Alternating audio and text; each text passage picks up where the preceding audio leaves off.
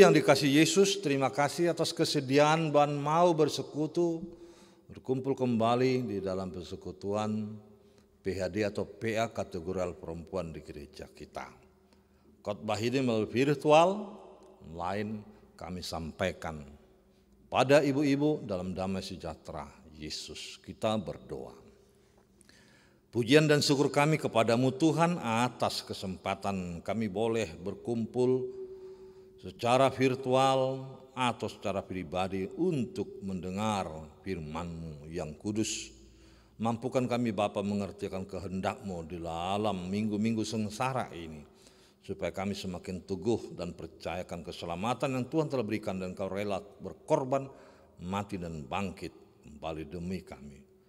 Kami bersedia mendengar Tuhan berfirman-Lah, kami anak-anak-Mu telah siap. Terima kasih ya Yesus. Amin. Ibu-ibu yang dikasihi Tuhan, firman-Nya di kebaktian kategorial PA saya angkat dari Evangelium Yohanes pasal 12 ayat 1 sampai 8. Demikian firman Tuhan, kita ikuti bersama-sama. 6 hari sebelum Paskah Yesus datang ke Betania, tempat tinggal Lazarus yang dibangkitkan Yesus dari antara orang mati. Di situ diadakan perjamuan untuk dia dan Marta melayani, sedang salah seorang yang turut makan dengan Yesus adalah Lazarus. Maka Maria mengambil setengah kati minyak narwastu murni yang mahal harganya, lalu meminyaki kaki Yesus dan menyekanya dengan rambutnya, dan bau minyak semerbak di seluruh rumah itu. Tetapi Judas Iskariot, seorang dari murid-murid Yesus yang akan segera menyerahkan dia, berkata, "Mengapa minyak narwastu ini tidak dijual 300 dinar dan uangnya diberikan kepada orang-orang miskin?" Hal itu dikatakannya bukan karena ia memperhatikan nasib orang miskin, melainkan karena ia adalah seorang pencuri. Ia sering mengambil uang yang disimpan dalam kas yang dipegangnya. Maka kata Yesus, "Biarkanlah dia melakukan hal ini mengingat hari penguburanku. Karena orang-orang miskin selalu ada pada kamu, tetapi aku tidak akan selalu ada padamu." Demikian firman Tuhan. Ibu-ibu yang dikasihi Yesus Kristus, adalah hal yang mustahil di saat pandemi COVID-19 yang masih terasa menggeliat di beberapa daerah atau bahkan di sekitar kita. Perihal mengunjungi sesama saudara atau bertamu ke rumah sanak famili yang lain adalah sangat berat, bukan? Karena kita dianjurkan untuk membatasi diri, kita dianjurkan menghindari kerukunan dan lain sebagainya. Hal tersebut di atas membuat kita semakin membatasi diri dan menahan diri. Namun demikian tidaklah sama kasusnya dengan Yesus. Dia datang mengunjungi rumah Lazarus yang disebutkan 6 hari sebelum Paskah. Dan betapa keluarga ini sangat istimewa mendapat perhatian dari Yesus, karena Yesus menunjukkan kasihnya dan mau bertamu, dan keluarga tersebut menjamu Yesus dan rombongannya. Disebutkan dalam ayat 2, diadakan perjamuan untuk dia dan Marta melayani, dan Lazarus juga turut dalam perjamuan itu. Ibu-ibu, dalam adat keyahudian hal bertamu adalah sesuatu yang patut dan wajar, dan ini menjadi kebanggaan tersendiri bagi tuan rumah, bukan? Apalagi jika yang dijamu dan yang bertamu adalah orang terhormat. Itu yang dilakukan Lazarus, yang dilakukan Marta untuk mengundang dan datangnya Yesus ke rumah mereka. Namun ada yang janggal yang tidak pernah terjadi. Apa itu? Yang dilakukan Maria terhadap Yesus, yaitu menuangkan minyak narwastu murni yang begitu mahalnya, meminyaki kaki Yesus dan melap, bukan dengan kain lap, akan tetapi rambutnya sendiri. Ini kejanggalan itu. Hal meminyaki soal biasa, saudara-saudara, ibu-ibu. Hal mengurapi, meminyaki dalam tradisi pelantikan seorang pemimpin, seorang raja adalah hal yang lumrah. Tetapi yang dilakukan Maria Apakah disadarinya yang diminyakinya adalah Yesus bukan sebagai manusia biasa, tetapi adalah Mesias atau Raja yang datang menjadi penyelamat dunia? Kita tahu Mesias berarti yang diurapi, itu jelas artinya. Namun siapa sangka yang akhirnya Yesus memberi dan membuat pernyataan di situasi yang kaku seperti itu, yang penuh tanda tanya. Apa artinya? Yesus mengatakan bahwa yang diperbuat Maria adalah mendahului dan mengingat penguburan yang akan terjadi pada diri Tuhan kita Yesus Kristus. Ibu-ibu yang dikasihi Tuhan, menyangkut bau-bauan, minyak wangi, parfum, itu tentu hal yang istimewa bagi perempuan. Dan ini tidak bisa lepas dari keseharian para wanita, bukan? Dimanapun, kapanpun. Namun yang diperbuat Maria menunjukkan dua hal. Apa itu? Memohon pengampunan akan kesalahan dosa-dosanya di masa lalu yang begitu kelam. Dan yang kedua adalah penunjukan bahwa Yesus yang diurapi Mesias Anak Allah adalah penyelamat, sumber kehidupan dan penebus dosa manusia. Dialah Raja yang berkuasa dan diurapi Allah dan datang ke dunia menyelamatkan orang atau dunia dari keberdosaan, saudara-saudara.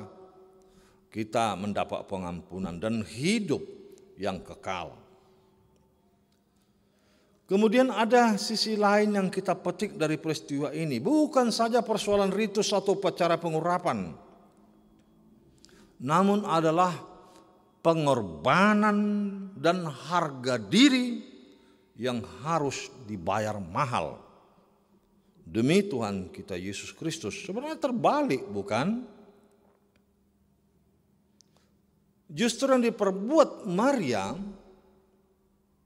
adalah pengorbanan dan harga diri dibayar mahal. Seharusnya kita pahami Yesus yang melakukan itu. Walaupun yang dilakukan Maria bukan adalah hal mutlak. Karena apa? Kita tidak pantas menyerupai Yesus, tetapi Tuhan sendiri yang mengurapi kita dan memberkati kita, bukan? Sebab itu jika kita hitung-hitung dengan kalkulasi dan biaya harga yang begitu mahal untuk sebuah atau sebotol minyak narwastu di zaman itu, tentu Maria telah mengumpulkan uang berlama-lama dan membeli minyak parfum yang mahal itu. Bagaimana dengan ibu-ibu? Dengan mengorbankan materi, mengorbankan uang untuk campil cantik, molek dan dilumuri minyak wangi-wangian yang juga tak kalah mahalnya untuk zaman sekarang. Yang menjadi pertanyaan ibu-ibu, apakah pengorbanan dan pembelian dengan mahal, pengorbanan hanya untuk diri sendiri, atau justru bisakah dilakukan untuk orang lain? Ini pertanyaannya. Apalagi dengan korban materi dan harga diri atau bahkan mengorbankan waktu untuk melayani Yesus dalam bentuk wujud pelayanan yang lain. Ini menjadi tantangan kepada ibu-ibu. Mengapa demikian? Ibu-ibu yang dikasihi Yesus, inilah pelayanan yang holistik, menyeluruh.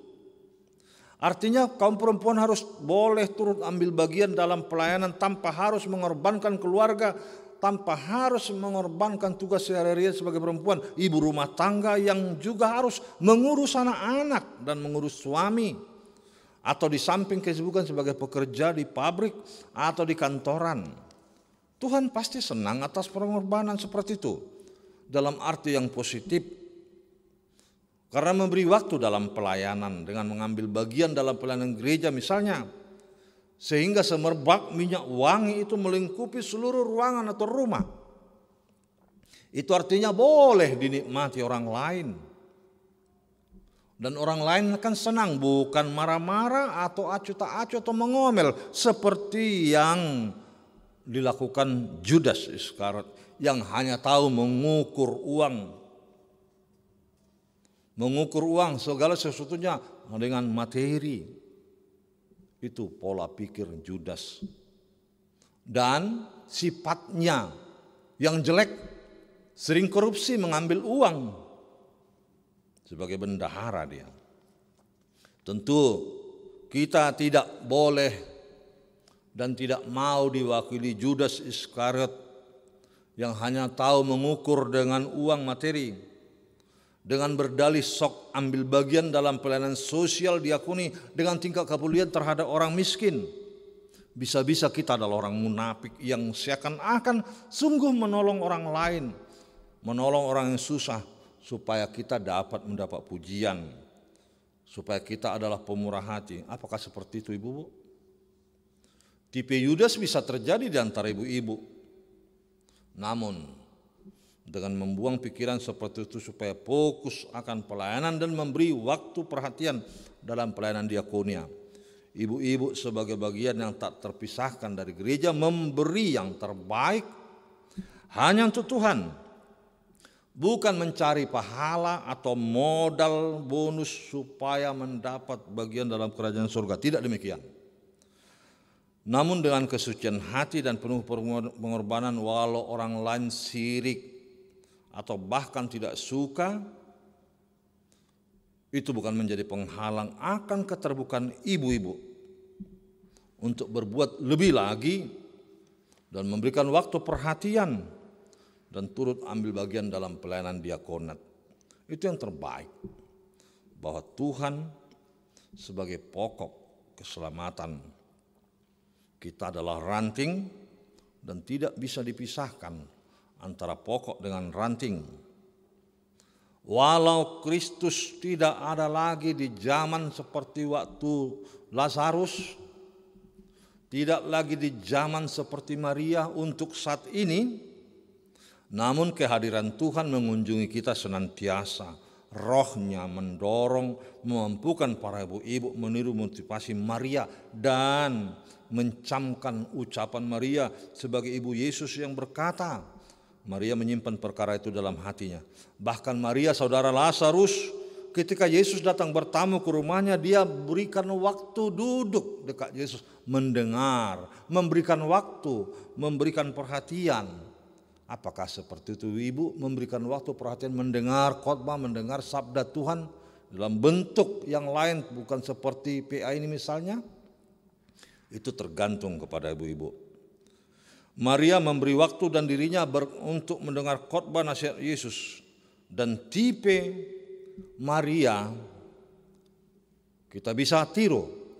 Tetapi juga jangan meniru tipe Marta dalam konteks ini yang hanya tahu menyuguhkan makanan untuk tamu sehingga dia dapat pujian supaya di orang menilai mencap makanan ini enak, lezat.